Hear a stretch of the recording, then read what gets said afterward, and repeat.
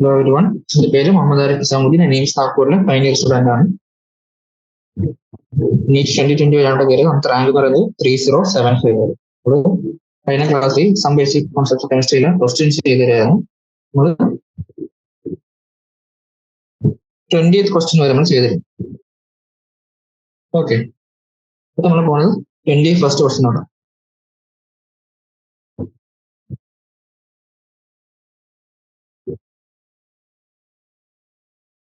എന്താണ് 21st question?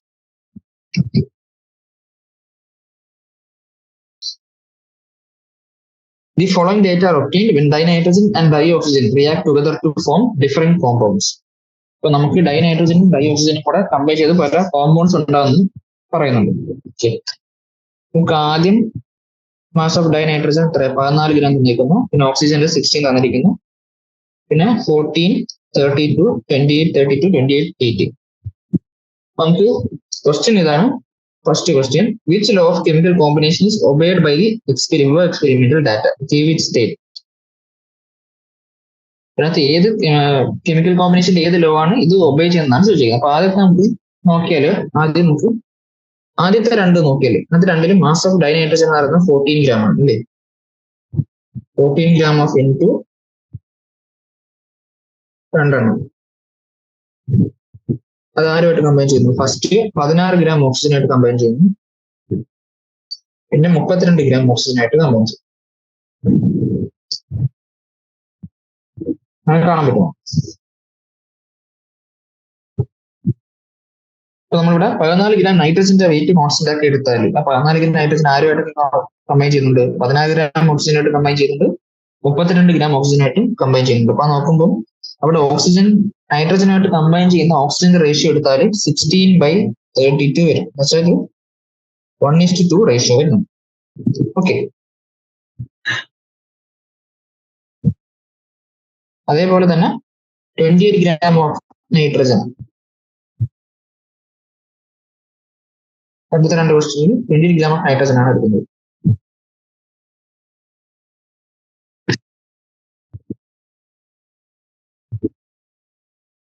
അതിലോട്ട് compare ചെയ്യുന്നു. 32 ഗ്രാം ഓക്സിജൻ ഉണ്ട്, 80 ഗ്രാം ഓക്സിജൻ ഉണ്ട്. ഇവിടെയും എന്താണ് 28 ഗ്രാം ഓഫ് നൈട്രജൻ നമ്മൾ കോൺസ്റ്റന്റ് ആക്കി എടുത്താൽ അത് ആരുമായിട്ട് കമ്പൈൻ ചെയ്യുന്നുണ്ട്? 32 ഗ്രാം ഓക്സിജൻ കമ്പൈൻ ചെയ്യുന്നുണ്ട്, 80 ഗ്രാം ഓക്സിജനായിട്ട് കമ്പൈൻ ചെയ്യുന്നുണ്ട്. അപ്പൊ അത് 28 ഗ്രാം നൈട്രജനായിട്ട് കമ്പൈൻ ചെയ്യുന്ന ഓക്സിജന്റെ റേഷ്യോ എടുത്താൽ 32/80 വരും. 8 വെച്ച് ചെയ്താൽ 21/4.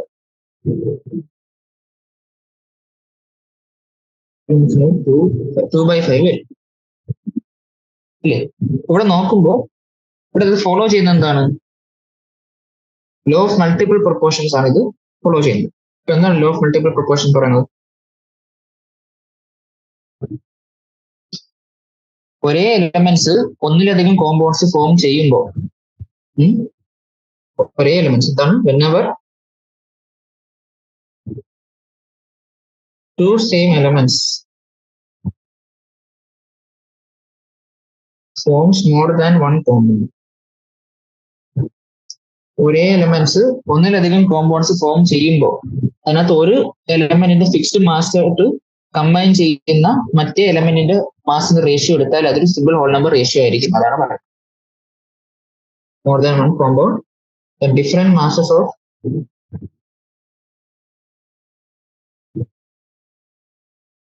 one element they combine with the same mass of the other element.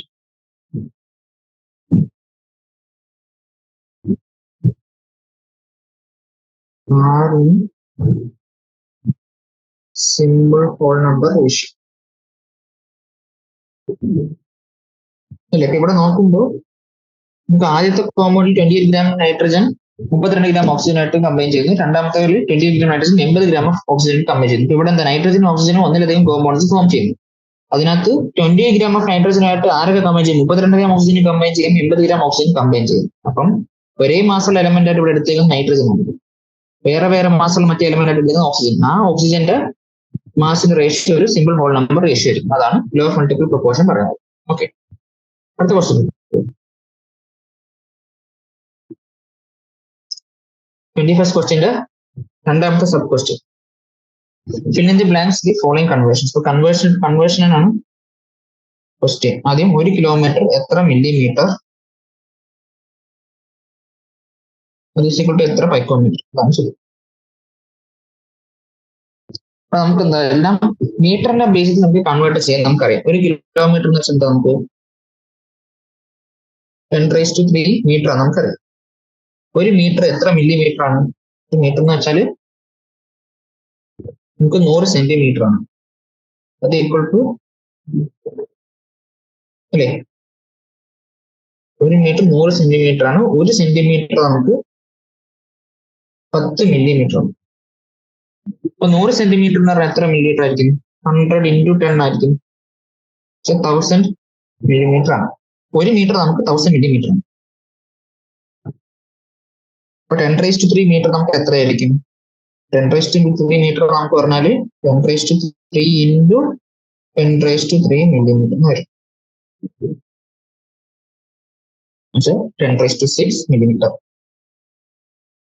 ഇപ്പൊ സിമ്പിൾ ആയിട്ട് കൺവേർഷൻ പറഞ്ഞാൽ 1 കിലോമീറ്ററിന് നമ്മൾ ആദ്യം എന്താക്കുന്നു, മീറ്റർ ആക്കും. എന്ന് വെച്ചാൽ 10⁻³ മീറ്റർ.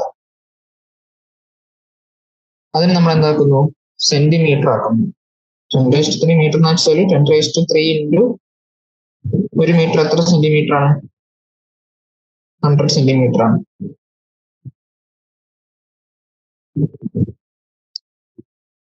സെന്റിമീറ്ററിനെ മില്ലിമീറ്റർ ആക്കാൻ എന്ത് ചെയ്യണം? വീണ്ടും ഒരു 10 കൊണ്ട് എന്ത് ചെയ്യാം? അവിടെ ചെയ്തു. 10⁻⁶ മില്ലിമീറ്റർ നമുക്ക് കിട്ടി. ഇനി ആ മില്ലിമീറ്റർ നമുക്ക് എന്താക്കണം? പൈക്കോമീറ്റർ ആക്കാം. ഓക്കെ,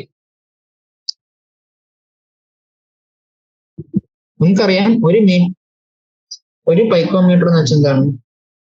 10⁻⁻12 മീറ്റർ ആണ് അല്ലേ. 1 മീറ്റർ എന്ന് വെച്ചാല് 10⁻³ മില്ലിമീറ്റർ ആണ്. നമുക്കിവിടെ എത്ര മില്ലിമീറ്റർ ഉണ്ട്? 10⁻⁶ മില്ലിമീറ്റർ ഉണ്ട്. അപ്പൊ മില്ലിമീറ്ററിനെ പൈക്കോമീറ്റർ തമ്മിൽ എന്താ റിലേഷൻ? 1 പൈക്കോമീറ്റർ എന്ന് പറയുമ്പോൾ ഇത് രണ്ടും കൂടെ കമ്പയർ ചെയ്യുമ്പോൾ 1 പൈക്കോമീറ്റർ എന്ന് പറഞ്ഞാൽ 10⁻⁻12 മീറ്റർ ഉണ്ട്.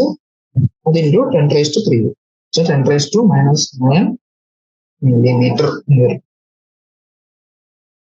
അല്ലെങ്കിൽ 1 മില്ലിമീറ്റർ എന്ന് പറഞ്ഞാൽ 10⁻⁹ പൈക്കോമീറ്റർ ആണ്. അതാണ് ഇവിടെ കിട്ടിയത്. ഓക്കെ, അതാണ് ഈ കൺവേർഷൻ കിട്ടിയത്. നമുക്ക് വേണ്ട എത്ര മില്ലിമീറ്റർ ആണ് പൈക്കോമീറ്റർ ആക്കേണ്ടത്? 10⁻⁶ മില്ലിമീറ്റർ ആണ് പൈക്കോമീറ്റർ. നമുക്ക് 1 മില്ലിമീറ്റർ 10⁻⁹ പൈക്കോമീറ്റർ. അപ്പൊ 10⁻⁶ മില്ലിമീറ്റർ എന്ന് പറയുമ്പോൾ 10⁻⁹ × 10⁻⁶ വരും. എന്നുവെച്ചാൽ 10⁻⁵ പൈക്കോമീറ്റർ എന്ന് വരും. ഓക്കെ, അതും കൂടെ ഇവിടെ എഴുതാം. അപ്പൊ അതിന്റെ ആൻസർ. അടുത്ത ക്വസ്റ്റ്യൻ, രണ്ടാമത്തെ ചെയ്യുന്ന 1 മില്ലിഗ്രാമിന് കിലോഗ്രാം. അതിനെ നമ്മൾ നാനോഗ്രാം ആണ്.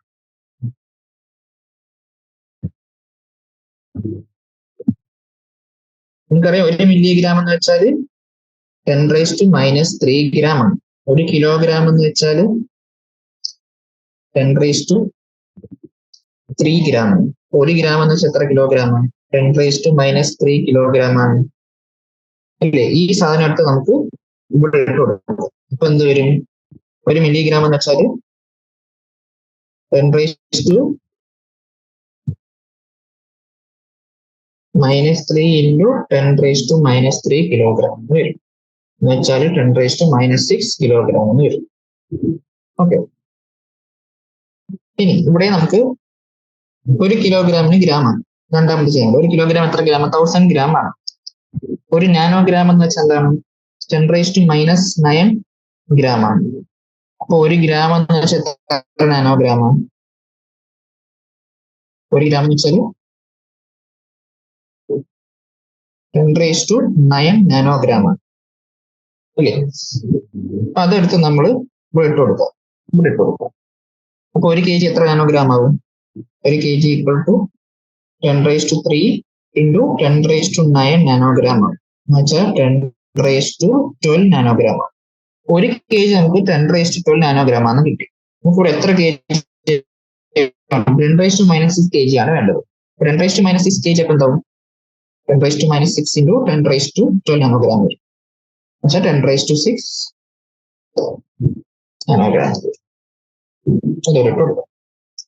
നമ്മുടെ ആൻസർ. അടുത്ത മൂന്നാമത്തെ എന്തായിരുന്നു സബ് ക്വസ്റ്റ്യൻ? ഒരു ml ലിറ്റർ ആക്കണം, dm ക്യൂബ് ആക്കണം. ഒരു ml എത്ര ലിറ്റർ, അതിന് എത്ര dm ക്യൂബ്. അറിയാം, ഒരു ml എന്ന് പറഞ്ഞാൽ എത്ര ലിറ്റർ ആണ്? 10⁻³ ലിറ്റർ ആണ്. അത് കൺവേർഷൻ പഠിച്ചിട്ടുള്ളതാണ്. ഒരു ലിറ്റർ, കാരണം ഒരു ലിറ്റർ നമുക്ക് 1000 ml ആണ്. ഒരു ml 10⁻³ ലിറ്റർ ആവും. ഒരു ലിറ്ററും dm cube almost same quantities ആണ്. അപ്പൊ അത് 10⁻³ വരും. ഓക്കെ, ആ ക്വസ്റ്റ്യൻ തന്നെ. അടുത്ത ക്വസ്റ്റ്യൻ 1.22 22nd ക്വസ്റ്റ്യൻ അടുത്തത്. If the speed of light is 3 × 10⁻⁸ meter per second, calculate distance covered by light in 2 nanosecond. നമുക്ക് ലൈറ്റിന്റെ സ്പീഡ് വന്നിട്ടുണ്ട് 3 × 10⁻⁷ meter per second ആണ്. അങ്ങനെയാണെങ്കിൽ ടൈം നമുക്ക് തന്നേക്കുന്നത് 2 നാനോസെക്കൻഡ് ആണ്. 2 നാനോസെക്കൻഡിൽ എത്ര ഡിസ്റ്റൻസ് കവർ ചെയ്യുന്നു ചോദിച്ചേക്കുന്നത്. നമുക്കറിയാം speed is equal to distance by time ആണ്. അപ്പൊ ഡിസ്റ്റൻസ് എന്ത് വരും? Distance equal to speed into time വരും. ഇവിടെ സ്പീഡ് എത്രയാ? 3 × 10⁸ meter per second ആണ്. അതിന്റെ ടൈം നമുക്ക് എത്ര? 2 നാനോസെക്കൻഡ് ആണ്. നാനോസെക്കൻഡിനെ സെക്കൻഡ് ആക്കുമ്പോൾ എന്താ? 10⁻⁻9 വരും. എന്ത് വരും? 6 × 10⁻⁻9 വരും. എന്ന് വെച്ചാല് 0.6 10⁻⁻1 വരും. 0.6 മീറ്റർ എന്ന് വരും. ഓക്കെ, അടുത്ത ക്വസ്റ്റ്യനിലോട്ട് പോകാം. 23rd question. In the reaction A plus B2 gives AB2. Identify the limiting reagents any in the following reactions. ഇപ്പൊ നമുക്ക് A plus B2 നമുക്ക് AB2 തരുന്ന റിയാക്ഷൻ ആണ്. ഓക്കെ, ഫസ്റ്റ് കേസിൽ ലിമിറ്റിംഗ്, എല്ലാത്തിനും ലിമിറ്റിംഗ് റിയേജന്റ് ഏതാണ് ചോദിക്കുന്നത്. അപ്പൊ ഫസ്റ്റ് കേസിൽ നമുക്ക് 300 ആറ്റംസ് എയും 200 മോളിക്യൂൾസ് ബി ഉണ്ട്. 300 ആറ്റംസ് എയും B2 200 മോളിക്യൂൾസ് ആണ് തന്നിരിക്കുന്നത്. നമുക്ക് ഈ റിയാക്ഷൻ നോക്കുവാണെങ്കിൽ ഒരു atom A reacts with 1 molecule of B2. അപ്പൊ നമുക്ക് 1 മോളിക്യൂൾ ഓഫ് AB2 ആണ് കിട്ടുന്നത് അല്ലേ. 200 മോളിക്യൂൾ B2 ഉണ്ടെങ്കിൽ എത്ര എ വേണം? ആറ്റംസും 200 ആറ്റംസ് ഓഫ് എ വേണം. ഇവിടെ നമ്മൾ നോക്കുവാണെങ്കിൽ 100 ആറ്റംസ് 200 മോളിക്യൂൾ B2 ആയിട്ട് 100 200 ആണ്. 200 മോളിക്യൂൾ B2 ആയിട്ട് 200 ആറ്റംസ് എ റിയാക്ട് ചെയ്യും. അപ്പൊ ബാക്കി ഇവിടെ എത്ര വരും? 100 ആറ്റംസ് ഓഫ് എ ബാക്കി വരും അല്ലേ. ഇവിടെ ലിമിറ്റിംഗ് റിയേജന്റ് ആയിട്ടുള്ളത് B2 ആണ്. അപ്പം ഫസ്റ്റ് കേസിൽ ലിമിറ്റിംഗ് റിയേജന്റ് B2 ആണ്. ഓക്കെ, ഈ സെക്കൻഡ് കേസിൽ 2 മോൾ എയും 3 മോൾ ബിയും ആണ് തന്നിരിക്കുന്നത്. നമ്മുടെ മോൾസിന്റെ ബേസിൽ നോക്കുവാണെങ്കിൽ ഇവിടെ 1 മോൾ എ റിയാക്ട് വിത്ത് എന്താ? 2 മോൾ ബി അല്ലേ. അത് റിയാക്ട് ചെയ്യുമ്പോൾ നമുക്ക് 1 മോൾ AB2 കിട്ടും. കാരണം ഇവിടെ B2 എന്ന് പറയുന്ന മോളിക്യൂൾ ആണ്. ഒരു B2 മോളിക്യൂൾ ഉണ്ടാവാൻ 1 മോൾ ഓഫ് B2 മോളിക്യൂൾ ഉണ്ടാവാൻ 2 മോൾസ് ബി വേണം. ഓക്കെ, അപ്പൊ അതാണ് ഇതിന്റെ logic. 1 mole of A 2 mole B ആയിട്ട് റിയാക്ട് ചെയ്യും. അപ്പൊ നമുക്ക് രണ്ടാമത് തന്നേക്കുന്നതാണ് 2 മോൾ എയും 3 മോൾ ബി ആണ് തന്നിരിക്കുന്നത്.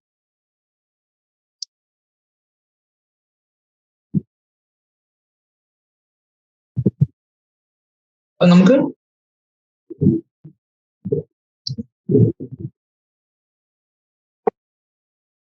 രണ്ട് മോൾ ബിയുമായിട്ട് റിയാക്ട് ചെയ്യാൻ എത്ര എ വേണം? 1 മോൾ എ മതി.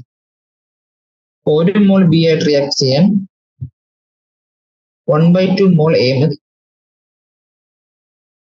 അപ്പൊ 3 മോൾ ബി ആയിട്ട് ആര് വേണം?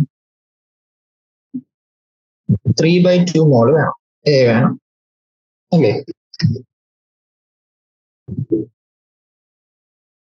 അപ്പൊ നമുക്കിവിടെ 3 മോൾ ബി ആയിട്ട് റിയാക്ട് ചെയ്യാൻ 3/2 മോൾ എ വരും. അപ്പം 2 മോൾസ് ഓഫ് എയിൽ നിന്ന് 3/2 മോൾ എ റിയാക്ട് ചെയ്താൽ പിന്നെ എത്ര ബാക്കി കാണും?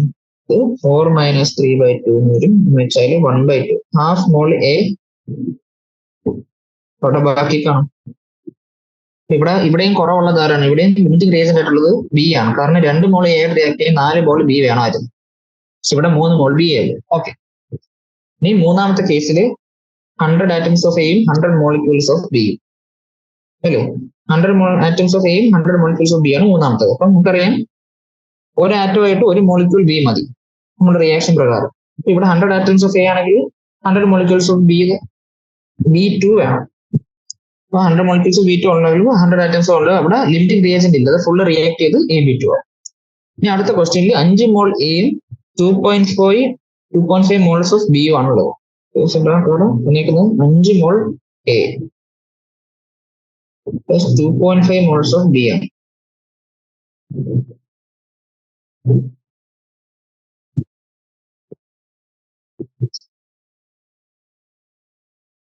ക്വസ്റ്റ്യനില് എല്ലായിടത്തും നമുക്ക് ബി2 ആണ് അവർ തന്നേക്കുന്നത്. ബി എടുത്ത് ചെയ്താലും തെറ്റും. ഓക്കെ, 2.5 മോളിക്യൂൾസ് ബി2 ആണ്. അപ്പൊ നമുക്ക് എ പ്ലസ്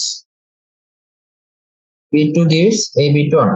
അപ്പൊ ഇത് നോക്കുമ്പോൾ ഒരു മോൾ എ ഒരു മോൾ ബി2 ആയിട്ട് റിയാക്ട് ചെയ്ത് എ ബി2 ഉണ്ടാക്കും. ഓക്കെ, അപ്പൊ ഇവിടെ ഒരു മോൾ എ 5 മോൾ എ ഉണ്ട്, ഇവിടെ 2.5 മോൾ ബി ഉണ്ട്. നമുക്കറിയാം 5 മോൾ എ ആയിട്ട് റിയാക്ട് ചെയ്യാൻ 5 മോൾ ബി2 തന്നെ വേണം. പക്ഷെ ഇവിടെ 5 മോൾ എ ആയിട്ട് റിയാക്ട് ചെയ്യാൻ 2.5 മോൾസ് ഉള്ളൂ. അപ്പൊ ഇവിടെ ലിമിറ്റിംഗ് റിയേജന്റ് ഉള്ളത് ബി2 ആണ്. അഞ്ചാമത്തെ സബ് ക്വസ്റ്റ്യനിൽ 2.5 മോൾ എയും 5 മോൾ ബി2 നേരെ തിരിച്ചിട്ടു. ഇവിടെയും സെയിം റേഷൻ, നമുക്ക് 5 മോളായിട്ട് റിയാക്ട് ചെയ്യാൻ 5 മോൾ തന്നെ വേണം. പക്ഷെ എ ആണ് അവിടെ 2.5 മോളേ ഉള്ളൂ. അവിടെ ലിമിറ്റിംഗ് റിയേജന്റ് ആയിട്ടുള്ളത് എ ആണ്. ഓക്കെ, അത്രയേ ഉള്ളൂ ആ question.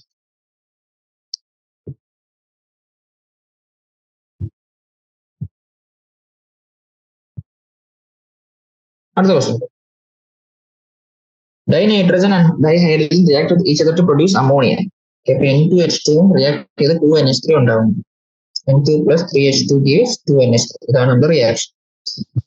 Calculate the mass of ammonia produced if 2 into 10 raised to 3 gram dinitrogen reacts with 1 into 10 raised to 3 gram of dihydrogen. നമ്മൾ നോക്കുകയാണെങ്കിൽ 1 മോൾ നൈട്രജൻ 3 മോൾ ഹൈഡ്രജൻ ആയിട്ട് റിയാക്ട് ചെയ്താണ് 2 മോൾ NH3 ഉണ്ടാവും. അപ്പൊ നമുക്കിവിടെ തന്നേക്കുന്നത് dinitrogen 2 into 10 raised to 3 gram തന്നു. Hydrogen തന്നേക്കുന്നത് 1 into 10 raised to 3 gram.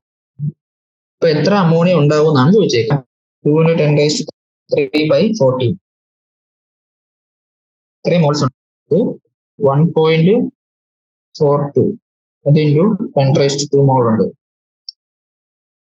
ഇത് എത്ര മോൾ ഉണ്ട്? 10 raised to 3 gram ബൈ നമുക്ക് ഹൈഡ്രജൻ മാസ് എത്ര 1 gram. ഇവിടെ 10 raised to 3 മോളും ഉണ്ട്. H2 എലമെന്റ് 2 ആണ്. സോറി,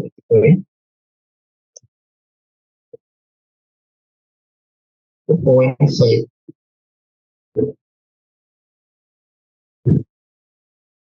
0.5 into 10 raised to 3 ഉണ്ട്, അല്ലെങ്കിൽ 5 into 10 raised to 2 മോളുണ്ട്.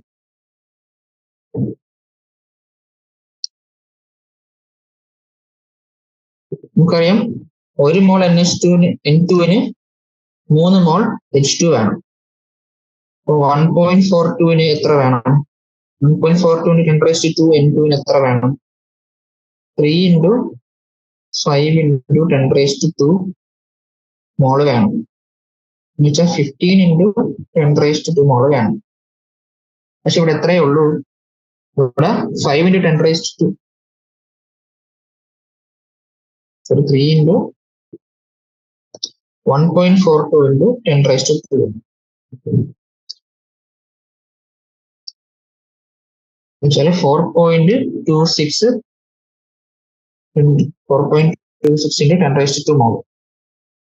ഇത്രയും മോള് മതി. പക്ഷെ ഇവിടെ നോക്കുമ്പോൾ നമുക്ക് 5 into 10 raised to 2 മോൾ ഉണ്ട്. ഇവിടെ ലിമിറ്റിംഗ് റിയേജന്റ് ആയിട്ടുള്ളത് ആരാണ്? നൈട്രജൻ ആണ്. കാരണം 1.42 റിയാക്ട് ചെയ്യാൻ നമുക്ക് 4.26 മതി. പക്ഷെ ഇവിടെ ഹൈഡ്രജൻ അതിലധികം ഉണ്ട്. ഇവിടെ ലിമിറ്റിംഗ് റിയേജന്റ് നൈട്രജൻ. ഇപ്പൊ നമുക്കറിയാം 1 മോൾ റിയാക്ട് ചെയ്യുമ്പോൾ നമുക്ക് എത്ര കിട്ടും? 2 മോൾ NH3 കിട്ടും. ഇവിടെ 1.42 2 മോൾ NH3 കിട്ടും. 1.42 into 10 raised to 2 നൈട്രജൻ ഉണ്ടെങ്കിൽ നമുക്ക് എത്ര കിട്ടും? അതിന്റെ ഇരട്ടി കിട്ടും. 2 into 1.42 into 10 raised to 2 NH3 കിട്ടും. എന്നുവെച്ചാല് 2.84 into 10 raised to NH3 3 moles of NH3 എന്ന് കിട്ടും. ഓക്കെ, ഇവിടെ ചോദിച്ചേക്കുന്നത് calculate the mass of ammonia ചോദിച്ചിരിക്കുന്നു. അപ്പം 2.84 into 10 raised to 284 moles. ഒരു മോളിന്റെ മാസ് എന്ന് പറഞ്ഞാൽ 17 ഗ്രാം. അത് 284 എന്ന് പറഞ്ഞാൽ 284 into 17 വരും. എന്ന് വെച്ചാല് 4828 grams of NH3 കിട്ടും. ഓക്കെ, രണ്ടാമത്തെ question, will any of the reactants remain unreacted? ഏതെങ്കിലും റിയാക്ടന്റ് അൺറിയാക്റ്റഡ് ആയിട്ട് കിടക്കുമെന്ന് ചോദിച്ചു. യെസ്, കിടക്കും. നമുക്കറിയാം 500 മോൾസ് ഓഫ് ഹൈഡ്രജൻ നമുക്കുണ്ട്, പക്ഷേ 426 മോൾസേ റിയാക്ട് ചെയ്തിട്ടുള്ളൂ. അപ്പൊ 426 പോയി, ബാക്കി 74 മോൾസ് ഓഫ് H2 അൺറിയാക്റ്റഡ് ആയിട്ട് കിടക്കും. 74 moles of 500 minus 426 moles of H2 unreacted ആണ്. എന്ന് വെച്ചാൽ 74 moles.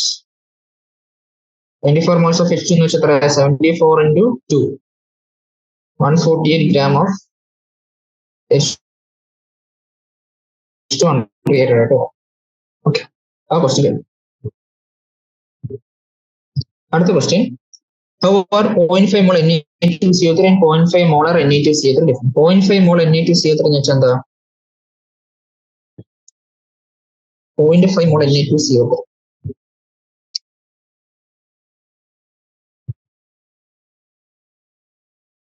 അത് ജസ്റ്റ് എമൗണ്ട് ഓഫ് സബ്സ്റ്റൻസ് പറയുന്നതാണ്. എന്ന് വെച്ചാൽ എത്ര നമുക്കറിയാം, molar mass Na2CO3 molar mass എന്ന് പറയുന്നത് 106 ആണ്. 0.5 മോൾ എന്ന് പറയുന്നത് എത്ര 106/2 ഗ്രാംസ് ഉണ്ട്. എന്ന് വെച്ചാൽ 53 grams of Na2CO3 ആണ് 0.5 mol Na2CO3 എന്ന് പറയുന്നത്. ഇനി 0.5 molar Na2CO3 എന്ന് പറഞ്ഞാൽ എന്താ എന്ന് വെച്ചാൽ 0.5 moles of Na2CO3 in 1 liter solution. എന്ന് വെച്ചാൽ 1 ലിറ്റർ വെള്ളത്തിൽ നമ്മൾ 53 grams Na2CO3 കലക്കുമ്പോൾ കിട്ടുന്നതാണ് 0.5 molar Na2CO3. അപ്പൊ അതാണ് ഇതിന്റെ ഒരു മോളാർ എന്ന് പറയുന്ന ഒരു കോൺസെൻട്രേഷൻ ടേം, മോൾസ് എന്ന് പറയുന്ന എമൗണ്ട് ഓഫ് സബ്സ്റ്റൻസിന്റെ യൂണിറ്റ് ആണ്. ഓക്കെ,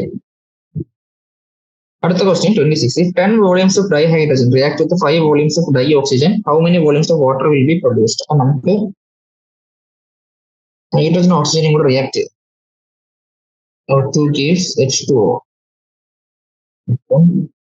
ഒരു മോൾ H2O ആയിട്ട് അര മോൾ O2 റിയാക്ട് ചെയ്തു, ഒരു മോൾ H2O ഉണ്ടാവും. അതാണ് റിയാക്ഷൻ.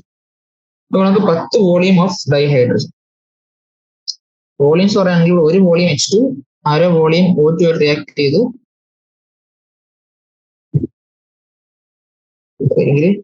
ഫ്രാക്ഷൻ ഒഴിവാക്കാൻ വേണ്ടി 2 H2 ഒരു O2 ആയിട്ട് റിയാക്ട് ചെയ്ത് 2 H2 അത്. ഓക്കെ, അപ്പൊ ഇവിടെ നമുക്ക് എത്ര തന്നിരിക്കുന്നു? 10 വോളിയം H2 വന്നിട്ടുണ്ട്, 5 വോളിയം ഡൈ ഓക്സിജൻ തന്നിട്ടുണ്ട്.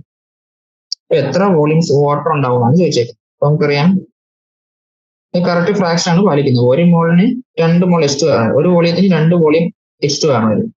അപ്പൊ 5 വോളിയത്തിന് 10 വോളിയം, 5 വോളിയം ഓക്സിജന് 10 വോളിയം ഹൈഡ്രജൻ വേണം. അപ്പൊ 10 വോളിയം ഹൈഡ്രജൻ റിയാക്ട് ചെയ്താൽ 10 വോളിയം വാട്ടർ തന്നെ നമുക്ക് കിട്ടും. അതാണ് അതിന്റെ ഒരു ലോജിക്. ഓക്കെ, അടുത്ത ക്വസ്റ്റ്യൻ നോക്കാം. Question number 27.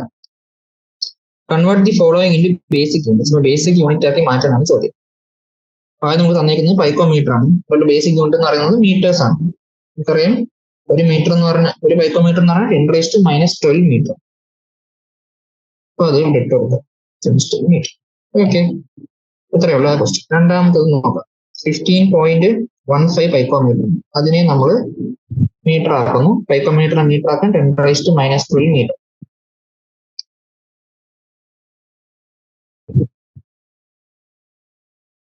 ആണെങ്കിൽ അതിന് ഒരു ഡെസിമൽ മാറ്റി 2 എഴുതാം. അപ്പൊ നമുക്ക് 2.87 into 10⁻⁻7 മീറ്റർ വരും. ഇത് 1.515 into 10⁻⁻7 മീറ്റർ വരും. ഇതിന് നമുക്ക് മില്ലിഗ്രാമിന് നമുക്ക് കിലോഗ്രാം ആണ്. മാസിന്റെ ബേസിക് യൂണിറ്റ് എന്ന് പറയുന്നത് കിലോഗ്രാം ആണല്ലോ. നമുക്കറിയാം ഒരു മില്ലിഗ്രാം എന്ന് വെച്ചാൽ 10⁻³ ഗ്രാം ആണ് അല്ലേ. 1 ഗ്രാം എന്ന് വെച്ചാൽ 10⁻³ കിലോഗ്രാം ആണ്. അപ്പൊ അത് ഇങ്ങോട്ട് കൊടുത്താൽ നമുക്ക് 1 മില്ലിഗ്രാം എന്ന് പറഞ്ഞാൽ 10⁻⁻6 കിലോഗ്രാം ആണ്. ഇത് 25365 മില്ലിഗ്രാമിന് നമുക്ക് കിലോഗ്രാം ആക്കാൻ 10⁻6 ഇട്ട് കൊടുക്കാം. എന്നുവെച്ചാല് 2.5365 എത്ര ഡെസിമൽ നമ്മൾ മാറ്റി? 4. അപ്പം 10⁻2 kg. ഓക്കെ, ഇത്രയോ. അടുത്ത question. Which one of the following will have the largest number of atoms? നമുക്കറിയാം നമ്പർ ഓഫ് ആറ്റംസ് എന്ന് പറയുന്നത് നമ്പർ ഓഫ് മോൾസിനെ ഡിപ്പെൻഡ് ചെയ്തിരിക്കുന്നു അല്ലേ? ഇവിടെ നമ്പർ ഓഫ് മോൾസിന്റെ ഇക്വേഷൻ വെച്ച് എന്താ? ഗിവൺ മാസ് ബൈ അറ്റോമിക് അല്ലെങ്കിൽ മോളിക്കുലർ മാസ് ആണ് അല്ലേ? അപ്പൊ നമ്മളിവിടെ നോക്കുമ്പോൾ എല്ലാത്തിന്റെയും ഗിവൺ മാസ് ഇവിടെ കോൺസ്റ്റന്റ് ആണ്. എല്ലാത്തിനും 1 gram ആണ് നമുക്ക് തന്നിരിക്കുന്നത്. അപ്പൊ നമ്പർ ഓഫ് മോൾസ് ഇവിടെ എന്തിനാണ് ഡിപ്പെൻഡ് ചെയ്യുന്നത്? അറ്റോമിക് മാസിനെ അല്ലെങ്കിൽ മോളിക്കുലർ മാസിനെയാണ് ഡിപ്പെൻഡ് ചെയ്യുന്നത്. അപ്പൊ അറ്റോമിക് മാസ് അല്ലെങ്കിൽ മോളിക്കുലർ മാസ് കൂടുന്നതനുസരിച്ച് നമ്പർ ഓഫ് മോൾസ് കുറയും അല്ലേ? അറ്റോമിക് മാസ് മോളിക്കുലർ മാസ് ഓരോന്നിന്റെ എത്രയാണെന്ന് അറിയാം. ഗോൾഡിന്റെ അറ്റോമിക് മാസ് എന്ന് പറയുന്നത് 197, സോഡിയത്തിൻ്റെത് 23 ആണ്, ലിഥിയത്തിൻ്റെത് നമുക്ക് 7 ആണ്, ക്ലോറിൻ്റെത് 71 ആണ്, 35.5. അപ്പൊ നമ്മൾ നോക്കുമ്പോൾ ഏറ്റവും കൂടുതൽ അറ്റോമിക് മാസ് അല്ലെങ്കിൽ മോളിക്കുലർ മാസ് ഉള്ളതിനായിരിക്കും ഏറ്റവും കുറച്ച് നമ്പർ ഓഫ് മോൾസ് ഉള്ളത്. അപ്പം ഏറ്റവും കുറച്ച് അറ്റോമിക് മാസ് അല്ലെങ്കിൽ മോളിക്കുലർ മാസ് ഉള്ളതിന് മാക്സിമം നമ്പർ ഓഫ് മോൾസ് ആയിരിക്കും. അപ്പൊ അതിനായിരിക്കും ഏറ്റവും കൂടുതൽ എമൗണ്ട് ഓഫ് സബ്സ്റ്റൻസ് ഉള്ളത്. അപ്പൊ ഇവിടെ നോക്കുമ്പോൾ ഏറ്റവും കുറവുള്ളത് ഏതിനാണ്? ലിഥിയത്തിനാണ്. 7 gram ആണ് അതിന്റെ മോളാർ മാസ് എന്ന് പറയുന്നത്. അപ്പൊ അതിനായിരിക്കും ഏറ്റവും കൂടുതൽ നമ്പർ ഓഫ് ആറ്റംസ് ഉള്ളത്. ഓക്കെ, അടുത്ത question. Calculate the molarity of a solution of ethanol in water to which the mole fraction of ethanol is 0.04. നമുക്ക് എത്തനോളും വാട്ടറും കൂടെ മിക്സ് ചെയ്തൊരു സൊല്യൂഷൻ ഉണ്ടാക്കിയിട്ടുണ്ട്. അതിനകത്ത് എത്തനോളിന്റെ മോൾ ഫ്രാക്ഷൻ നമുക്ക് എത്തനോൾ മോൾ ഫ്രാക്ഷൻ ടൈപ്പ് ഇ നടത്തുക. അത് 0.04 അല്ലേ? ഓക്കെ, ഇപ്പൊ മോൾ ഫ്രാക്ഷൻ ഇക്വേഷൻ എന്താ?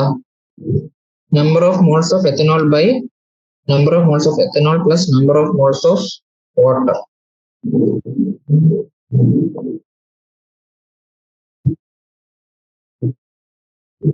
നമ്മൾ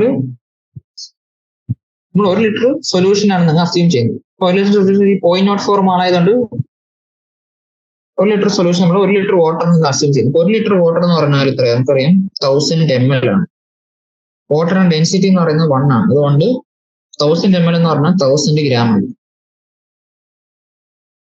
1000 gram എന്ന് പറഞ്ഞാൽ എത്ര മോൾസ് ആയിരിക്കും? Number of moles of water എന്ന് പറയുന്നത് 1000/18 എന്ന് വരും. എന്ന് വെച്ചാൽ ഇത് 55.55 ഇത്രയും മോൾസ് ആണ് ഉള്ളത്.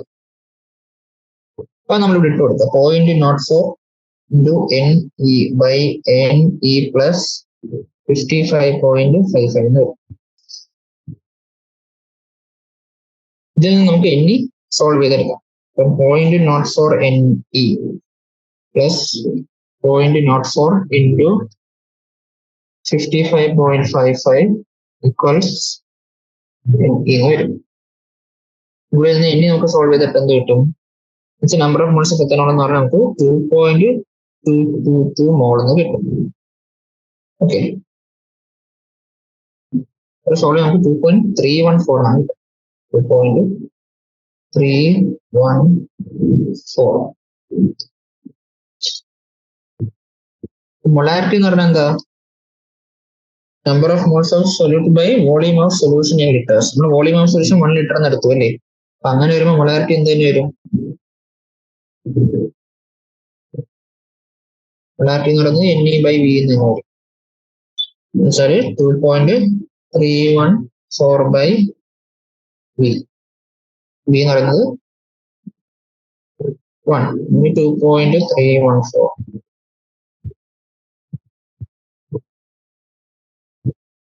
ഓക്കെ, അടുത്ത ക്വസ്റ്റ്യനിലോട്ട് പോകും.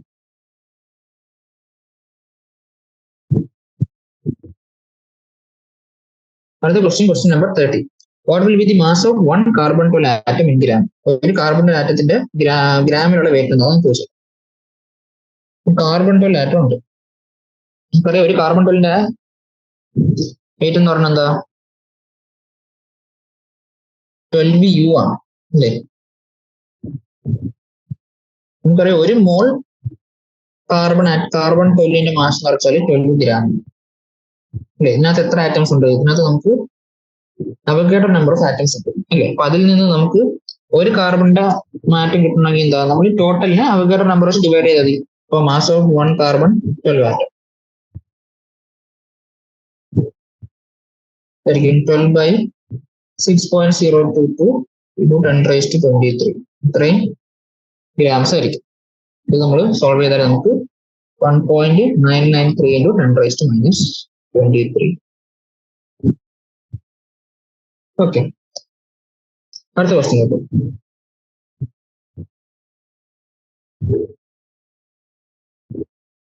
31st question. How many significant figures should be present in the answer to the following calculation? ഇപ്പോൾ ഓരോ കാൽക്കുലേഷനിൽ നമുക്ക് എത്ര സിഗ്നിഫിക്കന്റ് ഫിഗേഴ്സ് വേണമെന്നാണ് ചോദിച്ചേക്കുന്നത്. നമുക്കറിയാം ആദ്യത്തിൽ മൾട്ടിപ്ലിക്കേഷൻ ആണ് തന്നേക്കുന്നത്. മൾട്ടിപ്ലിക്കേഷൻ വരുമ്പോൾ നമുക്ക് ഡെസിമൽസ് ഉണ്ട്. അപ്പൊ ഡെസിമൽസ് ഉള്ളപ്പോൾ നമുക്ക് ഏറ്റവും കുറച്ച് സിഗ്നിഫിക്കന്റ് ഫിഗേഴ്സ് ഉള്ള വാല്യൂ ഏതാണോ അല്ലെങ്കിൽ ലീസ്റ്റ് പ്രിസൈസ് വാല്യൂ ഏതാണോ അതിനകത്തായിരിക്കും അതിൻ്റെ അകത്തുള്ള നമ്പർ ഓഫ് സിഗ്നിഫിക്കന്റ് ഫിഗേഴ്സ് ആണ് നമ്മൾ ആൻസറിൽ എടുക്കേണ്ടത്. അപ്പൊ ഇവിടെ നോക്കുകയാണെങ്കിൽ ഇവിടെ നമുക്ക് ആദ്യത്തെ വാല്യൂവിൽ 4 സിഗ്നിഫിക്കന്റ് ഫിഗേഴ്സ് ഉണ്ട്. ഇവിടെ 5 ഉണ്ട്, ഇവിടെ 3 ഉണ്ട്, ഇവിടെ 4 ഉണ്ട്. അപ്പൊ 3 എണ്ണം ഉള്ള 0.112 3 എണ്ണമാണ് ഉള്ളത്. അപ്പൊ അതായിരിക്കും നമ്മൾ ഇത്രയും നമ്പർ ഓഫ് സിഗ്നിഫിക്കന്റ് ഫിഗേഴ്സ് ആയിരിക്കും നമ്മുടെ ആൻസറിൽ വരുന്നത്. അപ്പൊ നമ്മുടെ ഫസ്റ്റ് ക്വസ്റ്റിന്റെ ആൻസറിൽ എത്ര സിഗ്നിഫിക്കന്റ് ഫിഗേഴ്സ് വേണം? 3 എണ്ണം ഉണ്ട്.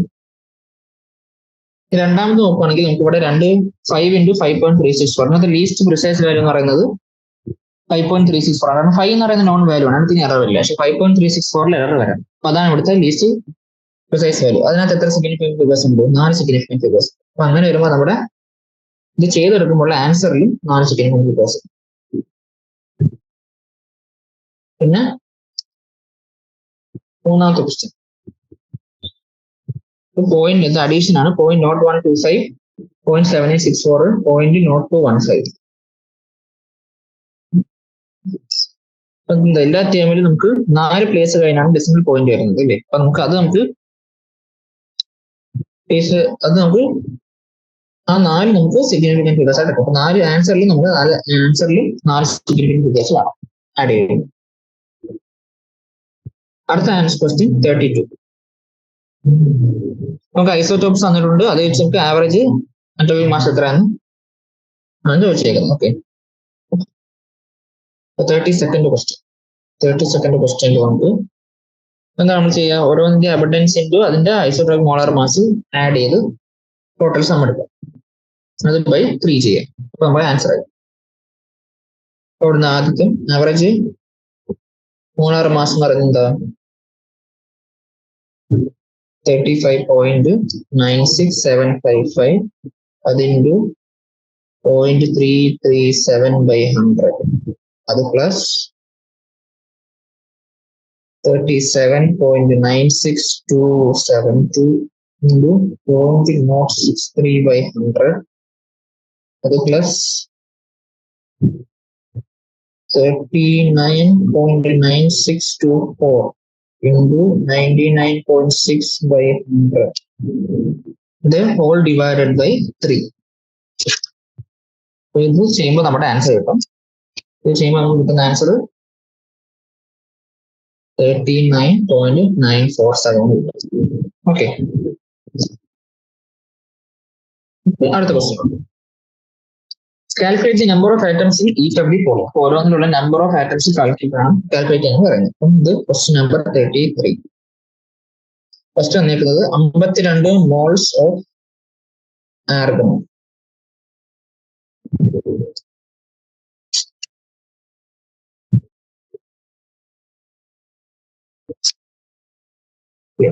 ഇതാണ് നമുക്കറിയാം ഓരോന്നിലും എത്ര നമ്പർ ഓഫ് ആറ്റംസ് ഉണ്ടെന്നാണ് ചോദിച്ചേക്കുന്നത്. അപ്പൊ 52 മോൾ. ഒരു മോളിൽ ഇപ്പൊ എത്ര അറിയാം? നമുക്കറിയാം ഒരു മോളിൽ അവഗാഡ്രോ നമ്പർ ഓഫ് ആറ്റംസ്. ഇപ്പൊ 52 മോളിൽ എത്ര ആറ്റംസ് കാണും? 52 into Avogadro number of atoms കാണും. ഓക്കെ, ഈ സെക്കൻഡിൽ എത്ര കാണും? സെക്കൻഡ് ക്വസ്റ്റ്യൻ എത്രയാണ്? 52 U ഓഫ് ഹീലിയം. നിങ്ങൾക്കറിയാം ഹീലിയത്തിന്റെ അറ്റോമിക് മാസ് എന്ന് പറയുന്നത് 4 ആണ് അല്ലെ. അപ്പം നമ്മൾ ഇവിടെ എത്ര നമ്പർ ഓഫ് മോൾസ് ഉണ്ട്? നമ്പർ ഓഫ് മോൾസ് കൊടുക്കുകയാണെങ്കിൽ 52/4 വരും എന്ന് വെച്ചാൽ 30 മോൾസ് ഉണ്ട് നമുക്ക്. നമുക്കറിയാം ഒരു മോളിൽ അവഗാഡ്രോ നമ്പർ ഓഫ് ആറ്റം. അപ്പൊ 13 മോൾസിൽ എത്ര ആറ്റംസ് കാണും? 13 into Avogadro number of atoms. മൂന്നാമത്തെ 52 gram ഓഫ് ഹീലിയം. സോ നമുക്കിവിടെ ചെറിയൊരു മിസ്റ്റേക്ക് വെച്ചാൽ കൂടെ 52U ആണ് നമുക്ക്. 52Uല് എത്ര മോൾസ് ഉണ്ട് നമുക്ക് നോക്കാം. നമുക്കറിയാം ഒരു മോളില് അവഗാഡ്രോ നമ്പർ ഓഫ് ആറ്റംസ് ഇല്ലേ. അപ്പൊ ഒരു ആറ്റത്തിൽ എത്ര, ഒരു ആറ്റം എന്ന് പറഞ്ഞപ്പോ എന്താ 1 അവഗാഡ്രോ നമ്പർ ഓഫ് ആറ്റംസ് ഇട്ട് എഴുതാലോ.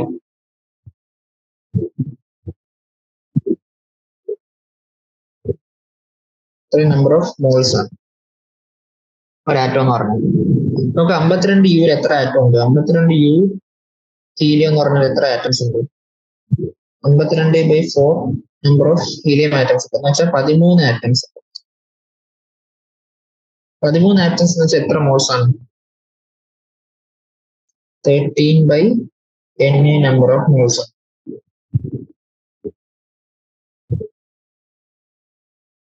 ഇവിടെ എത്ര ആറ്റംസ് ഉണ്ട്? 13/n നമ്പർ ഉണ്ട് ഇത്രയും ആറ്റംസ്. നമ്പർ ഓഫ് ആറ്റംസ് വെച്ചാൽ 13 ആറ്റംസ് തന്നെ വരാം. ഈ മൂന്നില് 52 ഗ്രാം ഹീലിയം. 52 ഗ്രാം എന്ന് പറയുമ്പോൾ 52/4 എന്ന് വെച്ചാൽ 13 മോൾ ഉണ്ട്. 13 മോൾ എന്ന് പറഞ്ഞാൽ 13 അവഗാഡ്രോ നമ്പർ ഓഫ് ആറ്റംസ്. എല്ലാ അവഗാഡ്രോ നമ്പർ ഓഫ് ടേംസിൽ എഴുതാൻ വേണ്ടിയാണ് രണ്ടാമത്തെ ഇത്രയും കോംപ്ലിക്കേറ്റഡ് ആക്കി. അല്ലെങ്കിൽ നമുക്ക് ജസ്റ്റ് 13 ആറ്റം എഴുതാൻ വേണ്ടി. ഓക്കെ,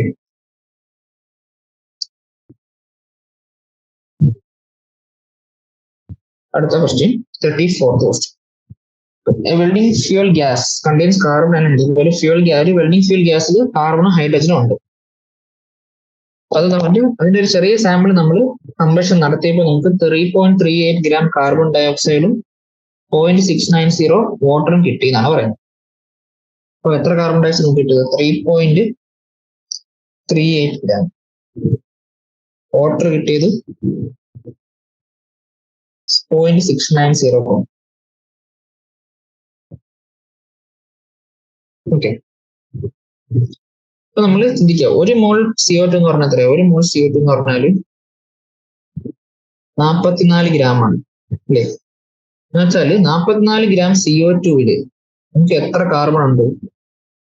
12 ഗ്രാം കാർബൺ ഉണ്ട്.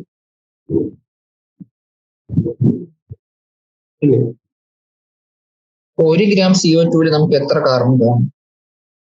12/44 ഗ്രാംസ് ഓഫ് കാർബൺ കാണും. നമുക്കിവിടെ എത്ര CO2 ഉണ്ടായെന്നാണ് പറയുന്നത്? 3.38 ഗ്രാം CO2 ഉണ്ടായെന്നാണ് പറയുന്നത്. അപ്പൊ 3.38 ഗ്രാം CO2 നമുക്ക് എത്ര ഗ്രാം കാർബൺ കാണും? 3.38 into 12/44 ഗ്രാം കാർബൺ കാണും. എന്നുവെച്ചാൽ എത്രയാ? 0.9218 ഗ്രാം എന്ന് കിട്ടും. ഇത്രയും ഗ്രാം ഓഫ് കാർബൺ നമുക്ക് കിട്ടി. ഇതേപോലെ തന്നെ നമ്മൾ വാട്ടറിൽ നിന്ന് എത്ര ഹൈഡ്രജനകത്ത് ഉണ്ടെന്ന് കണ്ടുപിടിക്കാം. വെച്ചാൽ ഒരു മോൾ H2O എത്രയാണ്? എന്നുവെച്ചാൽ 18 ഗ്രാം. എന്നുവെച്ചാൽ 18 ഗ്രാം H2O നമുക്ക് 2 ഗ്രാം ഹൈഡ്രജൻ ആണ് ഉള്ളത്. അപ്പൊ 1 ഗ്രാം H2O നമുക്ക് 2/18 ഗ്രാം ഹൈഡ്രജൻ ഉണ്ട്. ഇവിടെ എത്ര ഗ്രാം വാട്ടർ ഉണ്ടായത്? 0.69 ഗ്രാം ആണ് ഉള്ളത്. അപ്പൊ 0.69 ഗ്രാം വാട്ടറിൽ നമുക്ക് 0.69 into 2/18 ഗ്രാം ഓഫ് ഹൈഡ്രജൻ ഉണ്ടാവും. എന്ന് വെച്ചാല് 0.0767 ഗ്രാം. ഓക്കെ, അപ്പൊ നമുക്ക് ആ കോമ്പൗണ്ടിലുള്ള കാർബണിന്റെയും ഹൈഡ്രജന്റെയും മാസ് കിട്ടി. അപ്പൊ ആ കോമ്പൗണ്ടിൽ കാർബൺ ഹൈഡ്രജൻ മാത്രമേ ഉള്ളൂ. അപ്പൊ ആ എടുത്തേക്കുന്ന കോമ്പൗണ്ട് സാമ്പിളിൽ മൊത്തം വെയിറ്റ് ഒക്കെ എന്തായിരിക്കും, ടോട്ടൽ മാസ് എന്തായിരിക്കും, ഇത് രണ്ടും കൂടെ ആഡ് ചെയ്താൽ മതി. എന്ന് വെച്ചാൽ 0.9218 പ്ലസ് 0.0767 എന്ന് വെച്ചാൽ അതിന്റെ ടോട്ടൽ മാസ് 0.9984 എന്ന് കിട്ടും. ഓക്കെ, ഇനി നമുക്ക് ആ കോമ്പൗണ്ടിലുള്ള പെർസെന്റേജ് ഓഫ് കാർബണും പെർസെന്റേജ് ഓഫ് ഹൈഡ്രജനും എടുക്കും.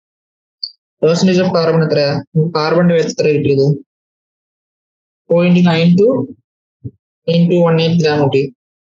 0.9218 ഗ്രാം. അതിന്റെ ടോട്ടൽ മാസ് എത്രയാ 0.9984. അത് ഇൻറ്റു 100 കിട്ടുമ്പോൾ നമ്മൾ അതിന്റെ പെർസെന്റേജ് കിട്ടി. ഹൈഡ്രജന്റെ ഇതേപോലെ 0.0767 by 0.9984 അത് ഇൻറ്റു 100. പെർസെന്റേജ് കമ്പോസിഷൻ കിട്ടുമ്പോൾ നമുക്ക് എത്രയായി, നമുക്ക് 7.68 എന്ന് കിട്ടും. നമുക്ക്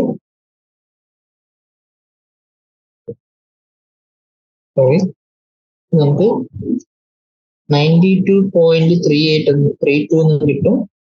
ഇത് 7.68% കിട്ടും. അപ്പൊ നമുക്ക് സാധാരണ പെർസെന്റേജ് എംപിരിക്കൽ ഫോർമുല ഉണ്ടെങ്കിൽ ഈ പെർസെന്റേജ് കോമ്പോസിഷൻ ആണ് തരുന്നത്. അപ്പൊ പെർസെന്റേജ് കോമ്പോസിഷൻ കണ്ടുപിടിക്കാൻ വേണ്ടി നമുക്ക് ഇത്രയും കഷ്ടം. ഓക്കെ, ബാക്കി എല്ലാ സ്റ്റെപ്പ് നമ്മൾ സാധാരണ ചെയ്യുന്ന പോലെ കാർബൺ ഹൈഡ്രജൻ എല്ലാത്തിന്റെയും പെർസെന്റേജ് കോമ്പോസിഷൻ തന്നിട്ടുണ്ട്. ഇത് 92.32, ഇത് 7.68. പിന്നെ number of moles of carbon ആണെങ്കിൽ 92.32/12, ഇത് 7.68/1. ഇത് 7.69 ആവും, ഇത് 7.69. അതിനെല്ലാം നമ്മൾ ലോസ്റ്റ് നമ്പർ വെച്ച് ഡിവൈഡ് ചെയ്യുമ്പോൾ ഇത് 1 കിട്ടും, ഇത് 1 കിട്ടും. രണ്ടിനെയും 7.69 വെച്ച് നമുക്ക് ചെയ്യാം. നമുക്ക് എംപിരിക്കൽ ഫോർമുല ഇപ്പൊ എന്ത് കിട്ടി, C1H1 എന്ന് കിട്ടി. പിന്നെ നമ്മുടെ മോളാർ മാസ് ഇങ്ങനെ കണ്ടുപിടിച്ചു. കാരണം നമുക്ക് മോളിക്കുലർ ഫോർമുല കിട്ടും. അപ്പൊ മോളാർ മാസ് എങ്ങനെ കണ്ടുപിടിക്കുക, മോളാർ മാസ് കണ്ടുപിടിക്കാൻ നമുക്ക് ഒരു അടുത്ത സ്റ്റേറ്റ്മെന്റ് തന്നിട്ടുണ്ട്. 10 ലിറ്റർ ഈ ഗ്യാസിന്റെ വെയിറ്റ് എന്ന് പറയുന്നത് 11.6 ഗ്രാം തന്നിട്ടുണ്ട് അല്ലേ. 10 ലിറ്റർ വെയിറ്റ് 11.6 ഗ്രാം ആണ്. നമുക്കറിയാം ഒരു മോൾ എന്ന് വെച്ചാൽ എത്ര ലിറ്റർ ആണ്, 22.4 ലിറ്റർ ആണ് അല്ലേ. 22.4 ലിറ്ററിന്റെ മാസ് എന്ത് വരും, 7.6/10 into 22.4 എന്ന് വരും. എന്ന് വെച്ചാൽ ഇതെന്ത് വരും, 26 ഗ്രാം എന്ന് കിട്ടും ഏകദേശം. മോളാർ മാസ് നമുക്ക് 26 ഗ്രാം എന്ന് കിട്ടും. അപ്പൊ മോളാർ മാസ് അറിയാം, എംപിരിക്കൽ ഫോർമുല അറിയാം. ഇപ്പൊ മോളിക്കുലർ ഫോർമുല എന്ത് വരും, മോളിക്കുലർ ഫോർമുല കിട്ടാൻ വേണ്ടി നമുക്ക് N വേണം. Nന്റെ മാസ് വാല്യൂ എന്ത് വരും, Nന്റെ വാല്യൂ നമുക്ക് molar mass by empirical mass വരും. മോളാർ മാസ് എന്ന് പറഞ്ഞാൽ എത്ര, 26 ഗ്രാം. എംപിരിക്കൽ മാസ് എന്ന് വെച്ചാൽ 12 + 1 എന്ന് വെച്ചാൽ 26/13 2. ആ N കൊണ്ട് നമ്മൾ ഇൻറ്റു ചെയ്യാം. അപ്പൊ നമ്മുടെ മോളിക്കുലർ ഫോർമുല എന്ത് വരും, CH/2 എന്ന് വെച്ചാൽ C2H2. ഇതാണ് നമ്മുടെ മോളിക്കുലർ ഫോർമുല, ഇതാണ് നമ്മുടെ ഗ്യാസ്. ഓക്കെ, അടുത്ത question.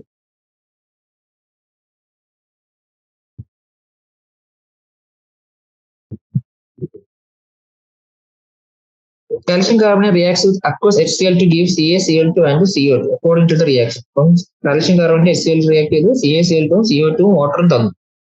What mass of CaCO3 is required to react completely with 25 ml of 0.75 molar HCl? ഇപ്പൊ 25 ml 0.75 molar HCl ആയിട്ട് റിയാക്ട് ചെയ്യാൻ എത്ര CaCO3 വേണമെന്നാണ് ചോദിച്ചിരിക്കുന്നത്. അപ്പൊ അത് ഈ 25 ml 0.75 molar HCl എത്രയാണ് കണ്ടുപിടിക്കാൻ. നമുക്കറിയാം മൊളാരിറ്റി എന്ന് പറയുന്നത് number of moles by volume അല്ലേ, volume in litres.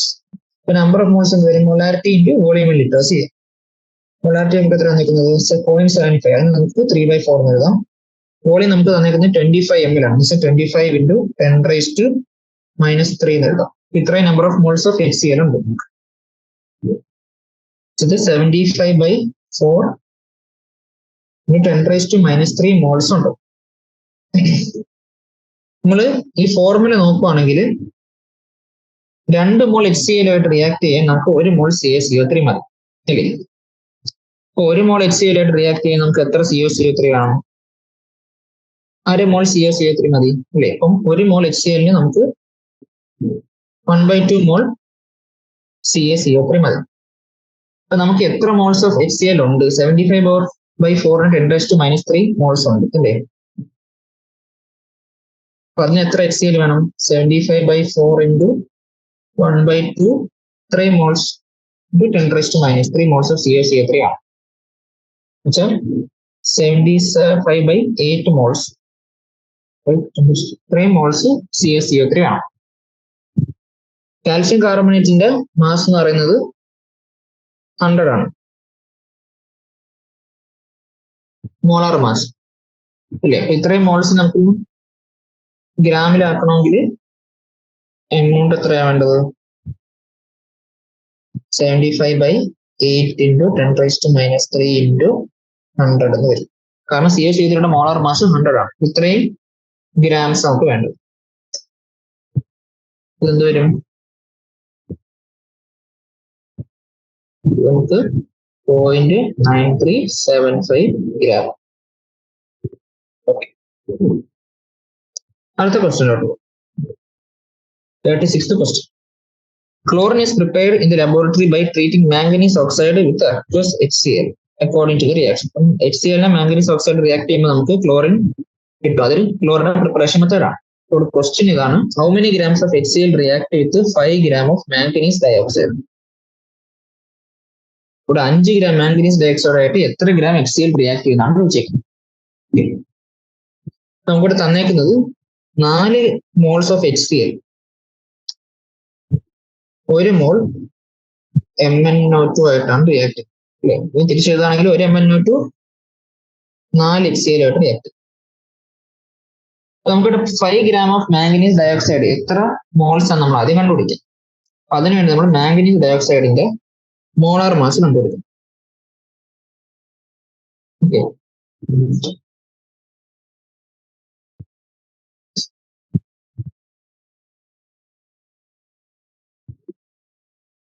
Manganese MnO2ന്റെ molar mass കണ്ടുപിടിക്കും. മാംഗനീസിന്റെ മോളാർ മാസ് പറയുന്നത് 55 ആണ്. അത് പ്ലസ് 2 into 16 വരും. എന്ന് വെച്ചാൽ 55 പ്ലസ് 32 വരും. മാംഗനീസ് ഡയോക്സൈഡിന്റെ മോളാർ മാസ് പറയുന്നത് 87 gram ആണ്. നമുക്കിവിടെ എത്ര ഗ്രാം മാംഗനീസ് ഡയോക്സൈഡ് തന്നിരിക്കുന്നത്? 5 gram ആണ്. അപ്പൊ number of moles of MnO2 എത്രയാണ്? 5/87 ആണ്. ഇത്രയും മോൾസ് ഓഫ് MnO2 ഉണ്ട്. നമുക്കറിയാം 1 MnO2 4 HCl ആയിട്ട് റിയാക്ട് ചെയ്യും. 5/87 മോൾസ് ഓഫ് MnO2 എത്ര HCl ആയിട്ട് റിയാക്ട് ചെയ്യും? 4 into 5/87 മോൾസ് ഓഫ് HCl ആയിട്ടാണ് റിയാക്ട് ചെയ്യുന്നത്. അപ്പൊ ഇത്രയും മോൾസ് ഓഫ് HCl നമുക്കുണ്ട്. ഈ എമൗണ്ട് നമുക്ക് എത്ര ഗ്രാം ആണ് ആദ്യം കണ്ടത്? 20/87 മോൾ HCl നമുക്കുണ്ട്.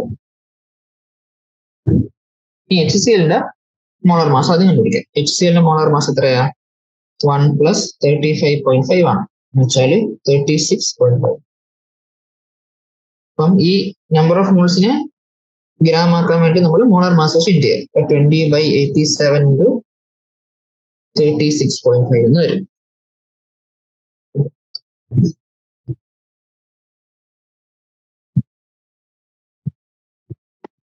അപ്പൊ ഇത് നമ്മൾ സോൾവ് ചെയ്താൽ 730/87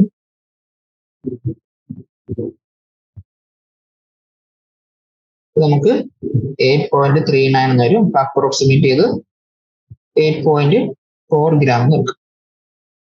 ഓക്കെ, ഇത്രയാണ് നമുക്ക് ചെയ്യാനുള്ളത്. ക്വസ്റ്റ്യൻസ് എല്ലാം ചെയ്തായിരുന്നു. ഇവിടെ നമ്മൾ സെഷൻ എടുത്താണ്. Thank you.